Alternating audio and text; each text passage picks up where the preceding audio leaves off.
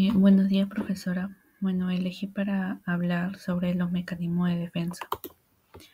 Primero que nada, ¿qué son los mecanismos de defensa? Son procesos psicológicos inconscientes que el yo utiliza para manejar la ansiedad, la culpa, el miedo, la frustración y los conflictos internos. Estos fueron escritos por Sigmund Freud y posteriormente su hija Anna Freud los sistematizó en su obra El yo y los mecanismos de defensa, que fue publicado en 1936.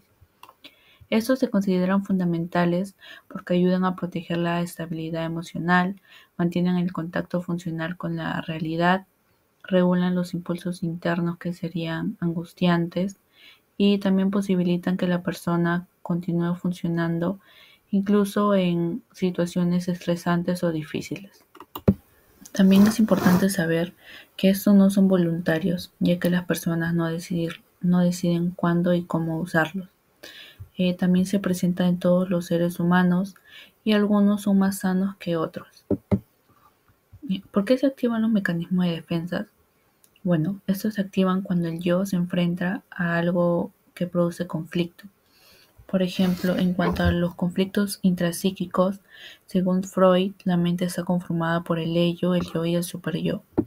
El ello viene a ser los deseos e impulsos inconscientes, el yo viene a ser el mediador entre los deseos y la realidad, y el superyo son las normas y valores y también los ideales. Cuando hay una tensión entre estas fuerzas, aparece la ansiedad, y esto hace que el yo active los mecanismos de defensa.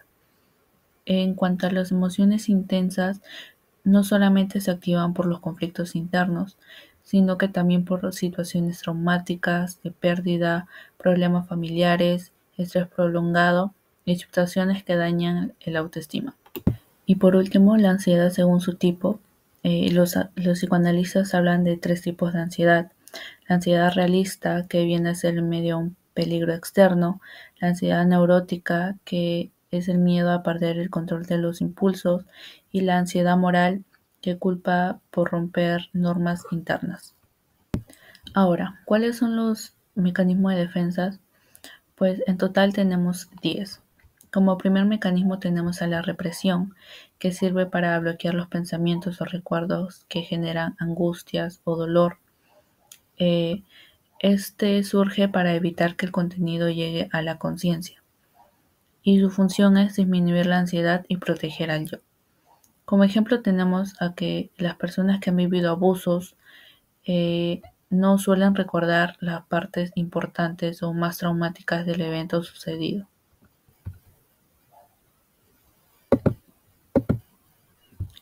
Ahora tenemos a la negación. Esta sirve para rechazar eh, y no aceptar una realidad dolorosa. Como función tenemos a que permite enfrentarnos gradualmente a situaciones traumáticas. Por ejemplo, personas que siguen actuando como si nada pasara después de recibir un diagnóstico. Estas personas no quieren aceptar su enfermedad, así que siguen actuando como lo hacen en la vida diaria. La proyección sirve para atribuir a las demás personas los pensamientos o deseos propios que resulten inaceptables o vergonzosos. Como función tiene a proteger la autoimagen. Como ejemplo tenemos a alguien agresivo diciendo que los demás son hostiles. Ahora tenemos al desplazamiento, que este sirve para dirigir una emoción hacia un objeto o persona más segura o menos amenazante. Su función es liberar tensión sin confrontar el verdadero conflicto. Por ejemplo, enojarse con un ser querido después de pelear con un jefe. Ya que no pudo llegar a pelear con el jefe, descarga toda su ira en otra persona. La racionalización. Esta sirve para justificar con razones lógicas las decisiones que tienen motivación emocionales. Sirven para proteger la autoestima. Por ejemplo, decir no quería ese empleo tras ser rechazado. La formación reactiva. Esta sirve para comportarse de forma opuesta a lo que realmente se siente. Su función es controlar los impulsos o deseos inaceptables. Por ejemplo, la excesiva amabilidad hacia alguien que detesta. El aislamiento afectivo. Sirve para separar los pensamientos y las emociones. Su función es que nos permita hablar de experiencias dolorosas sin colapsar emocionalmente. Por ejemplo, narrar un accidente grave sin mostrar sentimientos. La intelectualización. Esta sirve para centrarse en lo racional, para evitar sentir dolor. Tiene como función crear distancia emocional. Como ejemplo, tenemos a alguien que está pasando por una ruptura amorosa, lo toma como un proceso psicológico. La regresión sirve para volver temporalmente a comportamientos infantiles tras un evento traumático. Por ejemplo, como función tenemos a buscar consuelo y seguridad. Por ejemplo, al llorar, hacer berrinche o depender excesivamente de otros. La sublimación. ¿Para qué sirve? Está para transformar los impulsos inaceptables en actividades productivas. Su función vendría a ser la canalización adaptativa del impulso y como ejemplo tenemos a usar la agresividad en deportes, arte o trabajo. Ahora tenemos a los mecanismos de defensa según su madurez. Estas pueden ser maduros, los mecanismos maduros, que son adaptativos y benefician a la salud mental. Estas incluyen la sublimación, el humor, la supresión, la anticipación y el altruismo.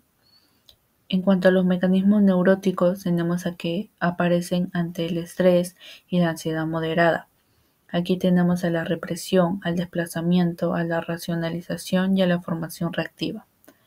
En cuanto a los mecanismos inmaduros, tenemos a los que limitan la adaptación y dificultan las relaciones, como la negación prolongada, la proyección, la regresión y la fantasía. Y por último, los mecanismos patológicos, que son usados en trastornos graves. Tenemos a la escisión, a la identificación proyectiva y a la distorsión de la realidad. Ahora tenemos a los mecanismos en la aplicación clínica. Esto nos permite al psicólogo identificar el estilo de afrontamiento del paciente, el nivel de madurez emocional, los conflictos intrapsíquicos principales y cómo la persona maneja la culpa, la agresividad, la ansiedad o la frustración. Por ejemplo, las personas con rasgos obsesivos usan el aislamiento afectivo y la intelectualización. Las personas con traumas utilizan la disociación y la represión. Las personas limítrofes utilizan la decisión y la identificación proyectiva.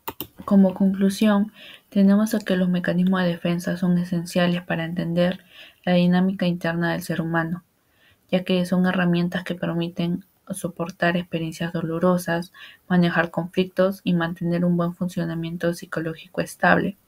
Pero su eficacia depende del tipo que se use y con qué frecuencia. Trabajar en terapia permite reemplazar defensas inmaduras por defensas más maduras, lo que favorece el crecimiento personal, la regulación emocional y las relaciones más sanas. Gracias.